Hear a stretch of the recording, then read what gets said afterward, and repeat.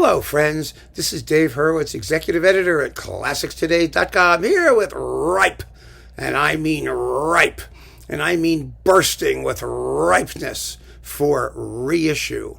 This was one of yours. You mentioned it, but oh, believe it or not. I mean, did you think for 1 minute I wasn't going to go for it because you mentioned it? I mean, how could, please. Here it is. The Antal Dorati Complete Haydn Symphony Box. On what, 33 CDs? Yes, 33 CDs. How, I ask you, could Decca ever let this go out of print? I don't care if nobody buys it.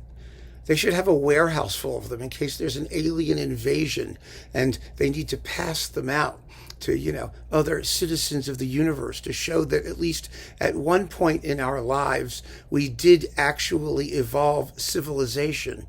I mean, it boggles the mind. This is the most important collection of orchestral music by anybody ever, period. It's that simple. I mean, that's not even a controversial statement. Haydn invented the symphony as we know it. He made it the most important form of orchestral music. Beethoven would not have existed without Haydn. Mozart would not have existed without Haydn. Basically, everybody who came after it would never have existed without Haydn. And as you know from the Haydn Symphony Crusade, which I am working my way through, I mean, there isn't a dud in the bunch. I mean, they're marvelous. They're endlessly entertaining, and this is the most consistent set of all of them because, first of all, it's all done by the same guy, not by a collection. And second of all, the performances are unflaggingly musical and sensitive and really just generally appealing. There are better versions or versions you will enjoy of individual symphonies or groups of symphonies. But on the whole, you're not going to find a set that is more consistently excellent than Dorati with the Philharmonia Hungarica. And more to the point, this is the reference edition. And by reference edition, I don't necessarily mean something that, is the best in every single work. It doesn't have to be. It can't be. I mean, there are 107 of these little suckers. What are you going to do, right? But the fact of the matter is that you can get the best sense of what Haydn was about and the progression from one work to another and what they all are listening to Dorati. Because what is the competition? Let's think about that for a minute. There isn't a lot. There's the Naxos set that I've been using in the Haydn Symphony Crusade, and it's very good. It's probably number 2 on my list. It's a very solid cycle from various people, some of whom are more successful than others. The other big sets, I mean, believe it or not, Dennis Russell Davies did them. It is the dullest thing I've ever heard in my life. They're just horrible. Then there's Ernst Merzendorfer, who was reissued on Scribendum. That was a set in Vienna, which is absolutely and completely second rate. I know I've seen comments about, oh, it's so nice, it's back, it's lovely, it's boring. And the playing is really, really second tier throughout.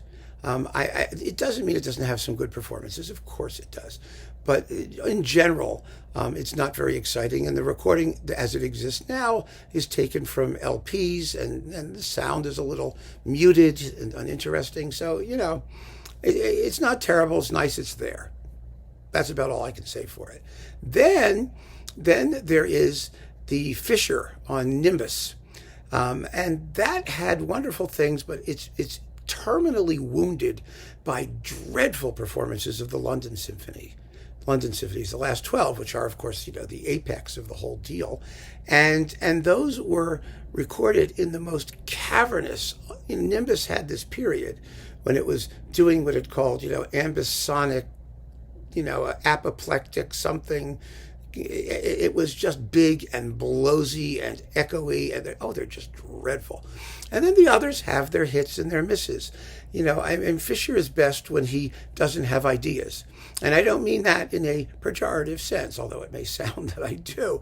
What I mean is sometimes he lets solo strings take over. He fiddles with the orchestration in the earlier symphonies. When he just plays it, he does a very, very good job. He really does. It's very natural and beautiful. But, it's hit and miss.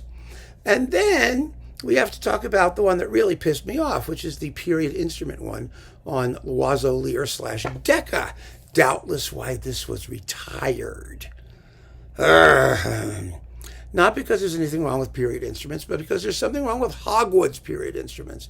He makes up, a lot of what's in that set. And unfortunately, he was just dull as ditch water when it came to this music. And it's such a pity because he had the right idea. He was working with Haydn scholars like James Webster and people like that who decided there was no continuo necessary in the early symphonies. And I think they're right.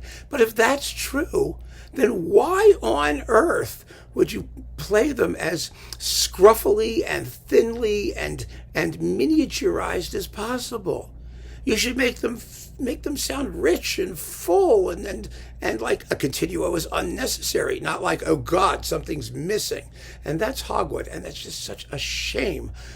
On the plus side, you do get all the Franz Bruggen Haydn symphonies, which are splendid, and he did a lot of them.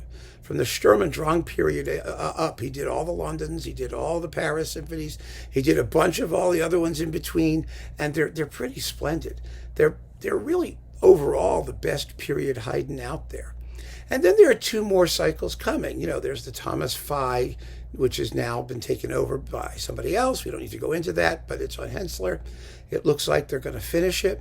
And then there was, what's his name? There's the Antonini set, or whatever his name is, the guy who's doing it on Alpha.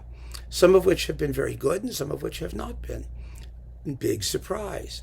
So who does that leave us as someone who is consistently fine throughout the entire cycle and who finished? Here you go. Antal Dorati on Decca with the Philharmonia Hungarica. Why this is out of print is a crime. Criminal act. Get it?